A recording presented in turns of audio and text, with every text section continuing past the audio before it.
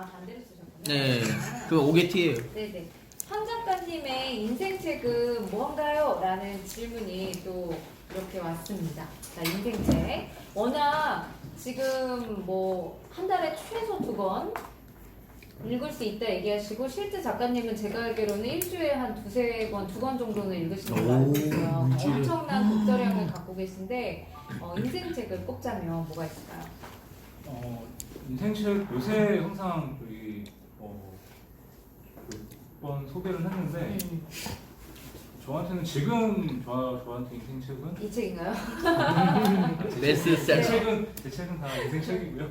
저한테는 다 자식 같은 책인데 그 이노우에 히로유키라고 아마 아실 거예요. 그분이 쓴 배움을 돈으로 바꾸는 기술 그 책이 저한테는 굉장히 도움이 많이 되고요. 그러니까 의식의 변화, 인생을 어떻게 해주는데 그러니까 지금 대표님이 이미 하고 계신데 이미 그러니까 1인격 이렇게 혼자서 뭐 이렇게 하시는 그런 뭐 기술도 알려주는 책이지만 일단 의식을 바꿔주는 책이라고 좀 소개를 하는데 한 권 더 같이 세트로 항상 얘기 드리는 책이 그 100만 장자 메신저라고 메신저가 되라라는 책. 그 2권은 제가 지금 시점에서는 인생 책이라고 좀 소개를 해드리고 싶어요. 자, 그러면은 또 다른 분들 질문이 또 몇 가지 있는데요. 대부분 또 글쓰기, 서평 뭐 관련된 질문도 또 많이 주셨어요. 우리 한세열 작가님이 사실 일일 글쓰기 거의 하루에 1000번씩은 책 리뷰를 하시거나 서평을 쓰시거나 아니면 하루에 있었던 일에 대한 단상, 그죠? 뭐 일기, 뭐 이런 것들을 해서 정말 일일 글쓰기를 실천하고 계신데 어떤 게 얘기가 있으시냐면 글을 쓰고 싶은데 글이 잘 안 써질 때 글을 쓰는 비결이 있나요? 글을 쓰고 싶은데 안 써질 때 그런 경우 있어요, 진짜. 그럼 안 써야 되는 거 아닌가 이런 경우? 쉬어야 되나요? 쉬어야 되는 거 잠시 아니에요? 쉬어야 되나요? 잠시 쉬면 되지. 이미 말씀을 하셨는데 정말 안 써지는 나는 저 같은 경우는 그냥 TV를 책도 안 읽게요. 그러니까 TV나 영화나 드라마를 보면 근데 거기 보다가 또 글감이 딱 찾을 때가 있어요. 그때 그렇죠.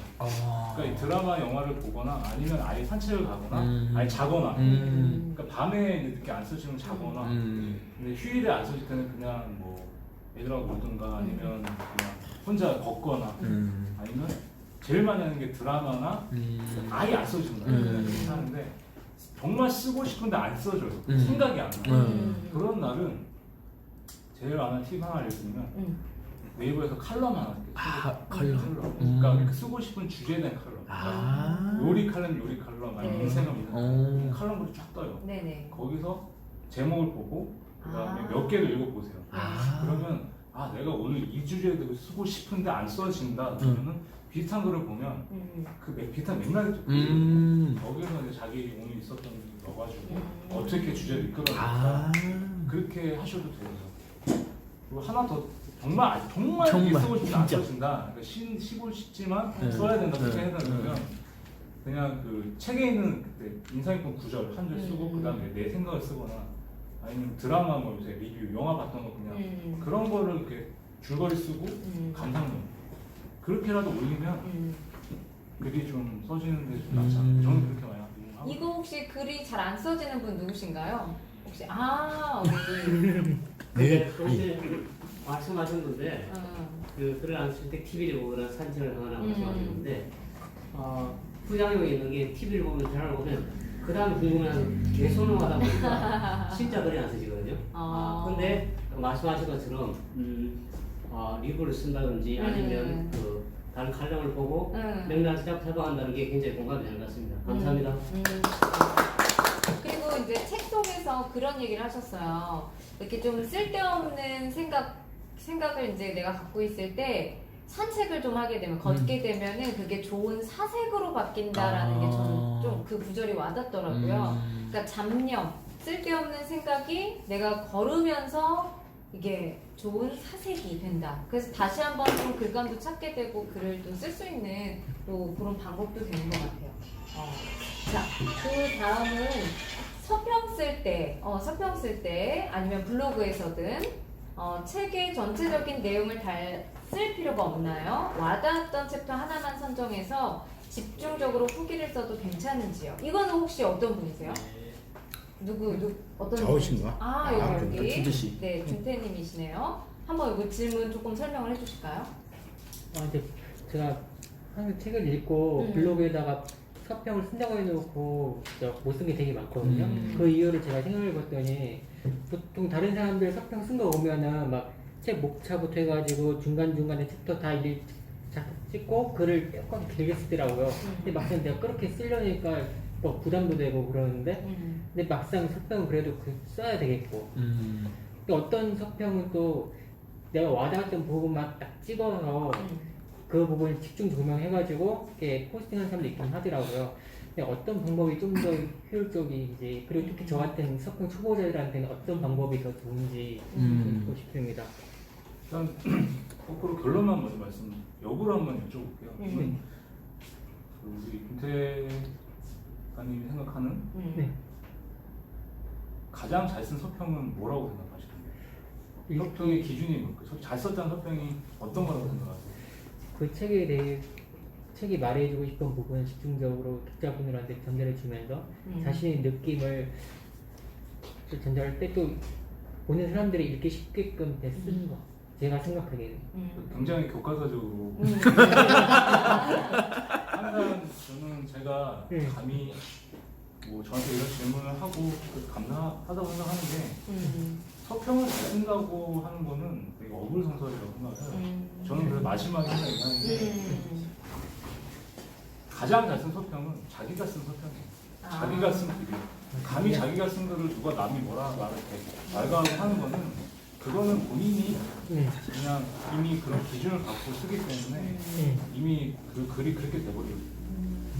그래서 저는 서평이 마지막에 서평특강 끝날 때 물어봐요. 가장 잘 쓴 서평이 누구냐? 내가 쓴 서평이다. 네. 서평의 양식은 없어요. 사실은 제가 이 책에 썼던 양식도 제가 제 식대로 만들어 본 거예요. 참고하실 수 있게끔 사실 독자들한테 알려주신 거죠. 그러니까 이거는 서평을 정말 쉽게 쓸 수 있는 그런 프레임을 알려드린 거예요. 서론, 본론, 결론에. 첫째 이렇게 써봐, 동기를 쓰고. 근데 아까 이제 그 답을 드리면 서평의 양식은 없다. 근데 일단 서평이라는 게 책을 평가한다는 뜻이잖아요. 그래서 독후감하고 서평의 차이가 독후감은 주관적인 거고 서평은 굉장히 평가를 하기 때문에 제가 봤을 때 서평을 제일 잘 쓴 사람들은 기자예요, 기자. 책에 신문에 항상 주말에 나오는 그 책 내용들 있잖아요. 그분들이 굉장히 객관적으로 쓰는 거예요. 왜냐하면 객관적인 글을 쓰는 거예요. 그럼 우리는 객관적인 글을 잘 쓸 수 있을까요? 그게 아니기 때문에 저는 서평과 독후감을 합친 리뷰라고 제가 하는데 그걸 버무린 걸 리뷰라 하는 거예요. 우리 감상을 쓰되 이 책에 대한 평가는 내 마음대로 하자. 그렇기 때문에 어떤 게도 써도 되는데 저는 그 부담을 내려도 좀 좋겠다. 오히려 한 챕터만 장르마다 어떤 거는 한 챕터만 써도 되고 어떤 거는 길게 써도 되고 그거는 본인이 내려놓고 마음대로 자신있게 내가 드린 말씀은 거기 좋습니다. 감사합니다. 그 서평을 잘 쓰려고 하는 그 부담이 있다 보니까 그런 걸 질문을 주신 것 같은데 결국에는 내가 그 책에 대해서 느낀 그대로 그러니까 내가 서평을 제일 잘 쓰는 사람은 나다 생각하고 쓰게끔 좀 마음을 편안하게 해주신 것 같아요. 좋습니다. 자, 아까 플로우 리딩 특강 때 좀 말씀을 하셨는데 그거에 대해서 다시 한번 좀 자세히 설명을 해달라는 요청이네요. 그러니까 플로우 리딩을 찾게 된 게 그러니까 저도 이제 책을 읽으면서 처음에 좀 짧게 좀 말씀드렸지만 한 권을 다 읽어야 되는 생각을 했어요. 책을 딱 보면 딱 처음에 잡았을 때 책을 다 읽어야 되는구나. 이거는 오늘 내가 씹어 먹겠어. 이런 마음을 했는데 너무 억지로 그런 생각을 듣다가 너무 이렇게 안 되는 거예요. 그래서 독서법 책을 되게 많이 봤었어요. 근데 그 찾다가 이남이 있으시라는 그 1만 권 독서법 책을 아실 거예요. 그 책을 딱 봤는데 책이 이 정도 되는데 반이 그림이고 반이 막 이렇게 여백이 되게 많아요. 그러니까 일본 작가들 쓴 책이 조금 맞아요. 보면 되게 막 사파도 사파도 많고 여백이 많아요. 근데 그분이 거기서 얘기한 게 자기도 책을 되게 많이 읽고 싶은데 다 읽을 수가 없으니까 본인이 고안했다는 게 아까도 말씀드린 플로우라는 게 흐르다는 뜻이에요. 그러니까 흐름 독서법이거든요. 그러니까 무의식적으로 그냥 흐르는 듯이 읽어라. 그러니까 막 인생을 되게 막 이렇게 막 의식적으로 하지 말고 그냥 물 흘러가는 듯이 읽어라는 그런 건데, 그러니까 음악 거기서 나와요. 그 음악을 들을 때 우리가 그냥 이어폰을 끼고 음악을 들으면 그냥 막 의식하고 들을 때도 있지만 그냥 듣잖아요. 진짜 흘러가는 대로. 계속 흘러가는. 책도 그렇게 읽으라는 거예요. 그래서 딱 이거다 생각을 하고 한번 해봤어요. 그래서 읽을 때 그냥 이렇게 딱 보고 안 읽혀도 되니까 그냥 이렇게 쭉 읽는 거예요. 이렇게 읽다가 어딘가에 제가 딱 꽂혀서 어떤 장면, 그러면 여기는 이제 정독을 하는 거죠. 그렇게 흘러가는 듯이 의식하지 말고 쭉 자세하게 읽고 또 흘러가다 이런 식으로 한 번을 다 읽고 있는데, 그냥 읽지 마시고 쭉 읽다가 자세히 읽다가 딱 꽂히는 문장이 있어요.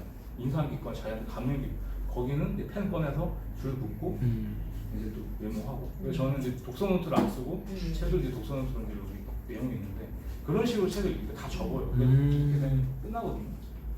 근데 플로리다는 거는 의식을 하지 말고 이렇게 흐름식으로 읽어라. 그렇게 읽다 보니까 많은 책을 좀 읽게 되더라고요. 그러면은 이렇게 그냥 플로우대로 이렇게 읽다가 읽기 싫어, 어려운 것 같아. 그럼 또 거기서 또 그 책은 덮고 덮고 다른 책을 또 다른 책을 여러 권. 플로우로 그렇죠. 읽다가 네. 또 그 흐름대로 편하게 읽히면 그냥 쭉 계속 읽고, 아니면 중단하고 네. 또 편하게 플로우대로 읽다가 꽂히는 게 있으면 그렇죠. 또 거기다 밑줄 치고 또 내 생각도 쓰고. 근데 계속 흐르다 보면은 네. 또 멈추잖아요. 네. 그럴 때는 다 덮고 그냥 뭐 다른 걸 하시다가 그러니까 그냥 편하게 읽으라는 거, 이런 의미가. 이 플로우 리딩에 대해서 궁금하셨던 분은 어떤 분이세요? 이렇게 오, 그런데요? 어떤 부분이 특히 궁금하셨나요? 아니면 평상시에 좀 독서법하고 좀 달라서 질문. 저도 이제 책 볼 때 네. 아까 한자 그 이야기했지만 뭐다 읽는 건 아니고 그냥 대충 보다가 그냥 제목이 좋다든지 이런 걸 목차 보고 이제 읽고 그러거든요. 그래서 이제 항상 아까 블러리딩 이야기했는데, 그래서 이제 물어본 거야. 어떻게 그 이제 연관된 책을 여러 권을 가지고 이제 서로 같이 읽는다. 그것도 블러리딩이잖아요. 그렇죠. 그러니까 그래서 물어본 거야. 평상시에도 이제 그렇게 그래도 그 우리 신문 보듯이 신문도 보면은 그쵸. 그 읽을 때 하나하나 다 읽는 게 아니고 자기 않잖아요. 보고 싶은 읽다 보기 있잖아요. 그 읽을 때 똑같은 거거든요. 신문까지 읽으시는. 야, 세자 묘한 분이네. 아, 요즘 경제수는 다이지. 제일 얘기하신 것 같아요. 자, 그다음 또 다른 분의 질문을 받아볼게요. 자, 자신의 경험과 생각을 인용구나 다른 사람의 사례와 접목하는 과정을 매끄럽게 기록하시는 작가님만의 루틴이 궁금합니다. 이게 그 149페이지 한번 책 지금 갖고 계시잖아요. 한번 글자 보시면 모르는데. 안경 140. 이제 인용구나 다른 사람의 사례를 내 경험이나 생각하고 이렇게 매끄럽게 풀어가는 그 노하우, 그 비법을 좀 궁금해하시는 것 같아요. 149페이지 이제 보시면. 이게 사실은 그 책 쓰기 할 때 처음에 옛날에는 이제 그 약간 경험 쓰고 경험 감정 쓰고 이제 다른 거를 이제 인용해서 딱딱 구분해서 하는데 네. 이제 그거를 이제 뭐 출판사 이런 것들이 많이 좀 싫어하더라고요. 지향하고. 그래서 그러니까 이거를 접목시켰던 제일 잘하는 작가님이 제가 보면 장석주 작가님. 장석주 작가님 책 보면 인용 되게 많거든요. 근데 이분이 잘하는 게 이런 거였더라고요. 그러니까 자기 일상을 통해서 쭉 쓰다가 내 경험이 이런데, 그러니까 이런 거 비슷한 구조를 찾아가서 끼워 넣는 거예요. 그러면 이제 읽다 보면은 이 작가도 이 상황에 이렇게 했구나. 비슷한 상황을 찾아서 이렇게 꾸겨 넣는 거예요. 그러니까 생뚱맞은 인용이 아니라 쭉 읽다가 나는 뭐 화장실을 갔다 이랬다.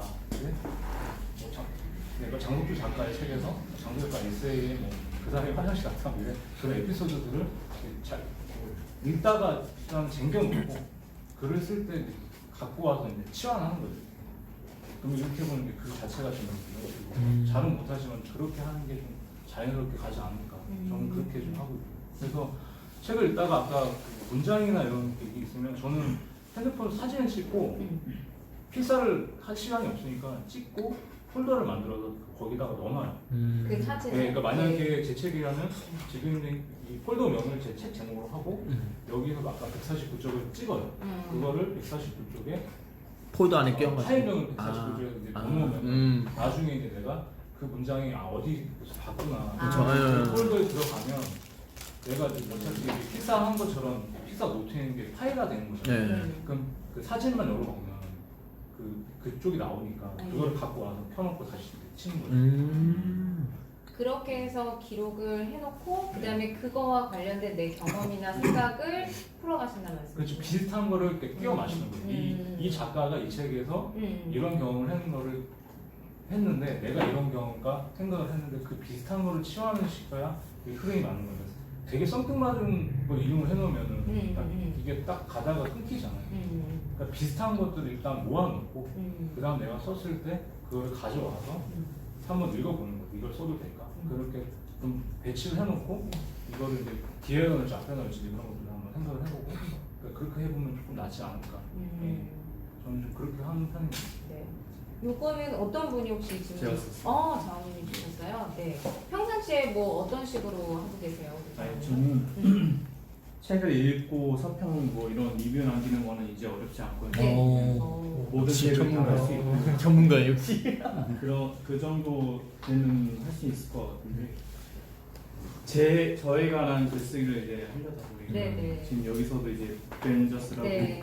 이제 저희 프로젝트 하고 있는데 그 10페이지 채우는 것도 좀 많이 힘들었거든요. 네. 하면서도 느끼는데 나의 경험과 이런 게 사람들한테 먹힐까? 약간 그런 약간 막연함? 그런 것 때문에 이제 다른 사람들 거를 자꾸 찾게 되더라고요. 그러니까 자꾸 이래서 이제 내 생각이 좀 많이 빠지고 다른 사람들의 생각을 자꾸 채워 넣으려고 하니까 이게 좀 또 내 게 아닌 것 같고 그냥 나한테 맞는 옷이 아닌 것 같고 약간 그런 느낌. 약간 딜레마가 이제. 딜레마가 있었죠. 근데 하면 할수록 네. 고쳐지기는 할 것 같거든요. 근데 막상 이렇게 써고 나니까 점점 나아질 것 같다는 생각이 들었어요. 그게 또 하나 더 추가로 말씀을 드리자면 지금 작가님 말씀하신 것처럼 제가 사실은 8번째 책을 쓰고 나서야 좀 그 의미를 조금 알아왔던 거거든요. 그러니까 이전에 출간을 많이 하긴 했지만 출간 고백은 이제까지는 이제 제 위주로 글을 썼던 거예요. 카페 글들이. 그러니까 독자들이 외면을 한 거죠, 사실은. 책이 이렇게 브랜딩 하려고 냈던 책이지만 어떻게 보면 에세이나 자기개발이나 사실 제 얘기를 많이 썼다 보니까 제가 이제 제 위주로 글을 써서 이제 그런 딜레마에 빠진 게 많았는데 저는 이제 그걸 끝까지 저는 그냥 밀어붙여가지고 출판을 한 거였거든요. 그러다 보니까 나오면은 제 느낌이 맞아요. 그러니까 나왔을 때 이게 먹힐까 안 먹힐까 거꾸로 독자 생각에서 봤을 때 이제 그 글을 보면 이거는 내놓고 나서도 왠지 좀 그럴 것 같다는 생각이 드는데 그런 딜레마를 이번 책을 딱 내놓고 반응을 보니까 알겠더라고요. 그리고 그 전에 일단 우리 작가님과 윤명기 팬이 하루도 하면서 그리고 저희 주장님 같은 독서 모임에서도 얘기를 했지만 팔리는 책은 일단은 자기 생각도 많이 들어가야 되는 게 맞는데 다른 생각을 어떻게 자연스럽게 접목시킨 것도 그것도 중요하고 일단은 남한테 도움을 줄 수 있는 글인 거죠. 그 독자들한테 먹히려면. 그래서 이 책 같은 경우는 사실은 제 얘기를 다 뺐어요. 그러면서 되게 얇게 나온 거거든요. 그래서 글이란 게 이게 참 성격이 참 틀리구나. 그러다 보니까 책을 쓰기 어렵다 하는 사람들은 자기 위주로 글을 쓰다 보니까 이게 좀 힘든 거고. 좀 이제 독자를 생각해서 이제 쓰다 보면은 좀 그런 게 조금 약간 역지사를 생각을 하면은 좀 답을 찾을 수가 있을 것 같다는 생각이 들어요. 근데 자기 걸 자기 얘기를 뺐다는 게 자기 경험을 뺀 건 아니잖아요. 그렇죠. 그죠? 네. 경험들은 이제 안에 다 있으신데. 감정이나 이런 이제 저에 대한 약간 개인적인 그런 건 사실은 독자들이 제 개인이나 사생활에 대한 관심이 없는데 그렇죠. 그런 거를 이제야 조금 그 사생활이라는 게 내가 여기서 준 메시지와 연결되면 다행인데 괜히 쓸데없이 뭐 음. 내가 이랬다 이런 것도 아. 좀 한 가지 더 제가 네네. 주말에 라디오를 듣다가 그런 얘기를 이렇게 들려오는 거예요. 작년 이제 책 내신 분들, 책을 집필하신 분들 대비 책을 읽는 사람들의 그 대비를 이렇게 뭐 분석해봐서 이게 그 소개해주는 그런 장면이 있었는데 책을 쓴 사람들은 재작년보다 훨씬 높은데 책을 읽은 사람들은 재작년보다 훨씬 낮다는 거예요. 그러니까 사람들은 책을 읽고 싶어 하진 않고 자기 책을 내고 싶어 하는 욕망이 더 크구나. 되게 근데 이제 흥미롭네요. 이 출판사 입장에서는 책을 많이 어쨌든 팔아야 판매해야 되겠지. 되는 입장이고 작가들은 책을 내고 싶어 하는 입장이고 근데 그런 사람들이 많다는 거죠. 저는 책만 내면 좋겠어요. 그냥 책만 내면 뿌듯할 것 같아요. 그냥 그런 느낌으로 접근하니까 이게 그런 데서 좀 오는 딜레마가 생기더라고요. 그러니까 출판사 입장에서는 이제 잘 팔리는 책을 만들어야 그렇죠. 되는 의무가 있고 작가 입장에서는 내 글을 사람들한테 정말 잘 읽히게 맞아. 하고 싶은 그런 욕구가 있고 이 두 가지를 다 충족하려면 어떤 방식으로 내가 이제 그런 글쓰기 방식을 배워야 할까 그런 것 때문에 좀 고민을 하셨었거든요. 근데 되게 흥미로운 결과네요. 진짜 작년보다 훨씬 책을 낸 사람은 많은데 읽은 사람은 작년보다 훨씬 떨어진다는 게. 근데 저희 하루독서도 원래 모임의 취지가 사실 독서 모임에 이렇게 오기는 해도 저자특강만 들으면 사실은 책을 안 읽고 간 경우가 되게 많잖아요. 그리고 현장에서 사긴 해도 사인만 받고 사진만 찍고 또 특강을 들었기 때문에 안 읽는 경우가 되게 많은데 정말로 읽는 책 모임을 만들고 싶어서 저희가 사실 7분 독서도 하고 한번 토론도 나눔도 하고 이렇게 저자분을 모셔서 실제 소통하는 이렇게 프로그램을 이제 진행하고 있는 거라서 또 저희 오시는 분들만큼은 전보다는 훨씬 책을 많이 사랑하고 읽는 분들이 는 것 같기는 해요. 그 외의 분들은 아마 그렇죠. 우리 동민님 같은 경우는 거의 책을 라면 그 받침으로 쓰던 아무래도 그런데 거의 그 있었어요. 그 정도. 맞아요. 보면 거의 잠이 오고 그랬다고 그런 적 이제 있었어요. 맞아요. 쓰신 글을 봤어요. 근데 지금은 책을 정말 잘 읽으시고 이제는 뭐 도움이 많이 쓰는 됐어요. 수준까지도 정말 올랐기 때문에 대단한 또 모임이 있는 것 같아요. 그 작가 입장에서는 어떤가요? 이렇게 책 모임들도 이런 데서 초청받아서 이렇게 저자 특강이라든지 이야기 나누는 경험들이 좀 있으시잖아요. 일단 뭐 소모임마다 다 특징이 있으니까 뭐 작가님 그렇고 일단 이제 저는 가면 일단 좋아요. 그냥 왜 좋냐면 그냥 그 책을 읽고 올려주는까 초대를 해주고 이런 자리를 만드는 자체가 되게 흔한 건 아니니까. 그리고 저한테 굉장히 그 시간 자체가 또 귀중하고 그 책이 나왔는데 그 책을 읽고 또 같이 이렇게 나누는 자체가 그게 그 자체만 제일 좋더라고요. 그래서 사실 작년부터 좀 재작년부터 좀 그런 자리가 한 두세 번은 있었던 것 같아요. 할 때마다 갈 때마다 굉장히 감사하죠. 근데 뭐 앞으로도 좀 더 많은 모임에서 이런 식으로 좀 나눴으면 하는 바람도 있고 저자로서는 가장 뜻깊고 가장 또 보람 있는 어떤 자리가 얘기를 아닐까 하시는 싶어요. 분이 있어요. 누구죠? 누구세요? 진짜요? 책 많이 읽으면 결혼도 하게 됩니까? 아니 이거 어떤 의도로 어떠한 생각으로 혹시 물으신 건지 궁금해요. 한번 책을 많이 썼으니 직접 결혼도 말씀 이제 좀 해주실래요? 이게 좀 뻔한 질문일 수 있지만 네. 또 작가님 생각은 또 다를 수 있으니까 듣고 싶었습니다.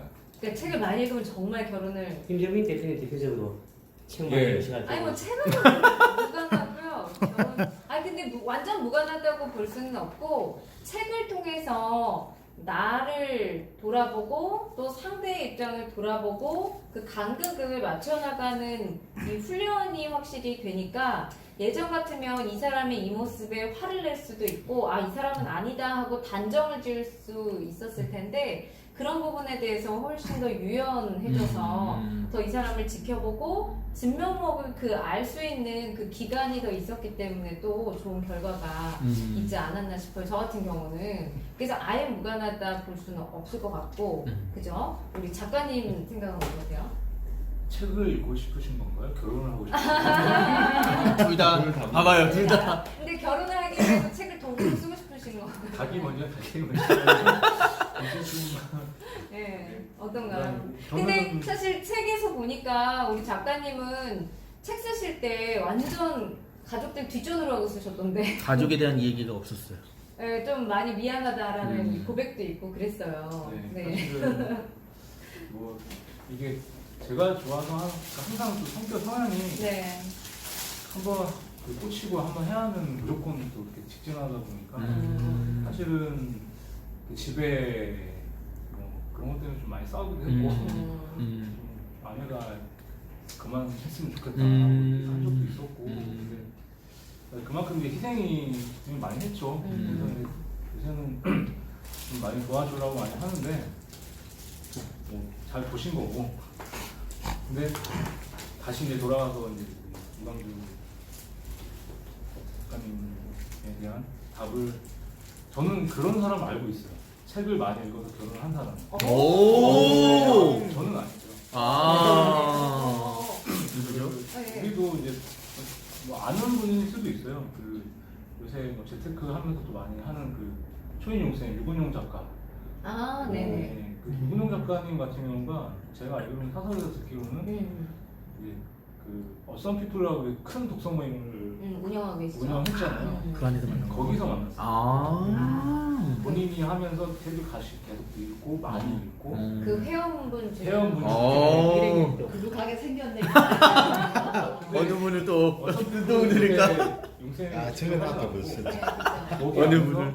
그 이제 본인이 용녀라고 이제 되게 미인분하고 결혼하셨는데 거기 계속 오셔가지고 책을 읽는 곳에 관해서 책을 많이 읽다 보니까 결혼까지 하게 됐어요. 오.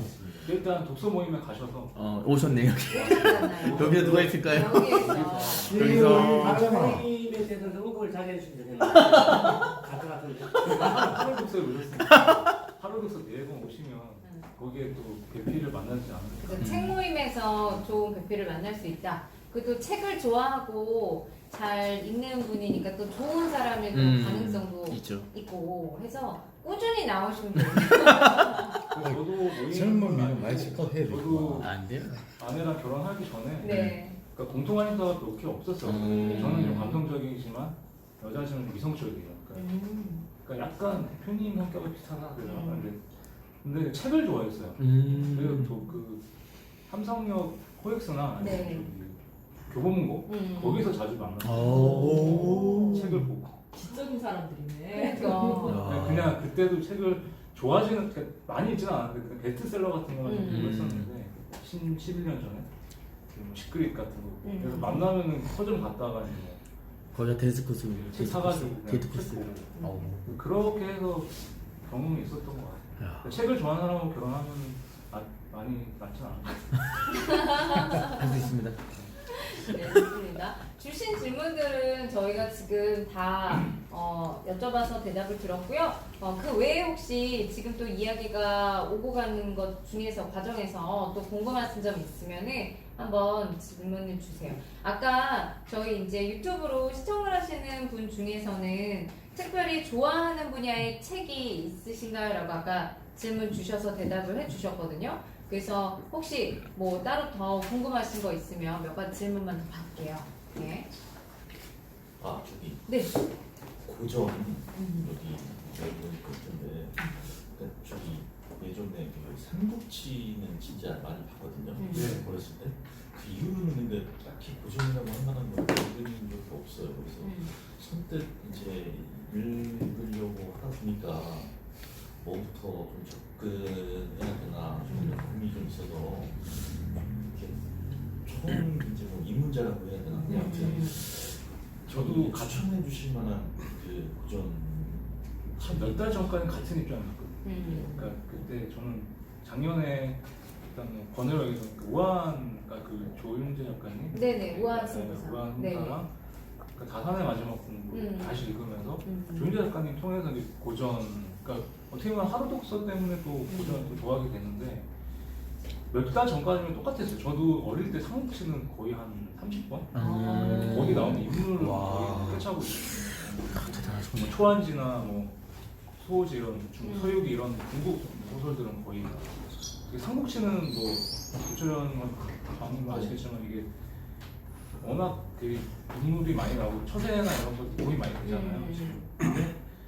근데 그것도 고전을 생각을 해요. 근데 지금 우리 나이 때 40 언저리 40 넘어가고 그때 읽어야 될 고전을 찾아보니까 우한 승부사에서 나왔고 다산의 마지막 공부에서 나왔던 책들이 있는데 논어, 그다음에 그리고 또 한 명 또 언급을 해드리고 여기도 언급했지만 매피님이 또 쓰신 주역 뭐 이렇게 네네. 그 책을 또 그 해설책을 또 보면서 또 네네. 거기 빠지게 됐거든요. 그래서 저는 논어, 주역 요새 그 책부터 좀 읽어보면 좀 인생에 대해서 약간 마음을 바라봤을 때 근데 그 책이 너무 어렵다. 제가 그 친한 작가님 중에 김부건 작가님이라고 보시는데 그분이 3년 전에 낸 책이에요. 공명 고전의 힘이라는 책이 있어요. 그 책은 정말 근데 고전이라고 들어가는데 인문 고전에 들어가는데 그냥 고전에 나온 한 줄 딱 쓰고 거기에 대한 해설식으로 자기가 쓴 거예요. 그러니까 그런 해설식부터 보면서 거기에 나왔던 책들을 하나씩 이렇게 매피님의 주역을 보면 주역 해설책을 진짜 주역 보고 뭐 논어나 이렇게 하나하나 찾아가다 보면 좀 낫지 않을까. 지금 읽는 책은 명심보관하고 명심보 가면 지금 보고 계시나요? 명심하십시오. 명칭도 뭔가요? 네네. 혹시 질문? 질문을 못해서 이래 살고 그러면 이제 마지막으로 한 가지 또 질문을 하고 저희가 부토크를 마치도록 할게요. 사실 책을 읽는 것도 그렇고 이제 쓰는 것도 그렇고 직장 생활을 약 15년 정도 하신 걸로 알고 있는데 지금까지 그럼 보통 분들이 아니 언제 책을 읽고 언제 글을 써 이런 생각. 그래서 뭐 틈새 독서도 있고 지금 여기 보면 아까 플로우 리딩 이런 부분들이 사실 시간 관리하면서 책 읽는 독서법을 알려주셨는데 어떻게 시간 관리를 하시는지 시간 관리를 통해서 뭐 독서나 글쓰기를 좀 잘 하고 계시니까 그걸 저희가 좀 마지막으로 들어볼게요. 시간 관리라고 하면 저도 잠은 되게 많이 자고 하는데 그 가방이 저기 일단 저는 그 항상 기록 그러니까 지금 적으시처럼 기록 바인더는 아니고 네. 그 제가 저만의 이제 다이어리가 있는데 거기에 항상 기록을 해요. 기록을 하고 아침에 아니면 그날 전날에 제가 다음날 그 전날 쓴다 그러면 다음날 뭘 해야 될지 쫙 써요. 업무, 그다음에 개인적인 거, 그다음에 글쓰기는 뭘 써야 될지 이런 걸 카테고리를 나눠가지고 그렇게 다 써보고 난 다음에 우선순위를 정해요. 오늘은 무조건 이건 무조건 끝내야 되는 거, 그 A. 그다음에 조금 돌아오면 B. 좀 장기적인 C. 그래서 우리 하루 독서 뭐 하는 공적 프로젝트 같은 경우도 좀 약간 장기적 같은 그런 문제를 좀 길게 보는 그렇게 일간 주간 단위로 일단 하고 일간 같은 경우는 가장 급한 일부터 처리를 하거든요. 근데 그 일이 저한테는 이제 일 글쓰기 독서라고 하니까 약간 이제 집안일 같은 거 뒤로 처리를 있죠. 그러니까 24시간을 그렇게 한 7시간 자는데 그걸 빼고 그런 식으로 우선순위를 정해놓고 이제 시간 배분을 좀 해놓고 생각을 하면서 하다 보니까 그게 좀 이제 놓치는 시간 같은 것도 조금 줄일 수 있었고 그런 식으로 하고 있고요. 글은 퇴근하고 자기 전 1시간 전 아니면 일어나서 1시간 전 일찍 일어나면 그 시간에 쓰고요. 보통 5시 반에 6시 일어나면 그 시간에 쓰고 만약에 좀 일찍 출근 전에 쓰시는 거예요? 출근 전 퇴근 후 출근 전, 그러니까 퇴근은 2시간, 출근 전 2시간. 보통 그 안에 쓴다. 보통 1시간 정도 그렇게 항상 2시간의 기적이네요. 2시간의 기적. 1시간 정도는 2시간. 저를 아침 저녁 쓰는 2시간이니까 2시간의 기적. 하기 때문에 그래서 그 1시간을 딱 쓰려면 그 전에 준비 작업들을 하고 있죠. 글감이나 어떻게 뭐 글은 어떤 걸 써야 되고 어떻게 배치를 해야 되는 것들은 다 기록을 해놔요. 그걸 갖고 이제 끼워 넣는 그런 작업을 하고 있고 솔직히 말씀드리면. 그렇게 하고 있습니다. 좋습니다. 자, 이렇게 해서 마지막 시간 관리까지 저희가 들어봤습니다. 사실 황상열 작가님은 저희 하루독서 이제 멤버이면서 사실 보통의 직장인이 할 수 있는 최고의 자기 개발을 진짜 독서와 글쓰기를 누구보다 실천을 잘하고 계신 분이라고 생각을 해요. 벌써 8권이나 책을 쓰셨기 때문에. 그래서 많은 분들한테 저희 멤버뿐만 아니라 또 라이브 방송 통해서 보신 분들한테도 좀 도움이 되셨을 것 같고, 요번에 나온 이 신간도 베스트셀러가 벌써 됐어요.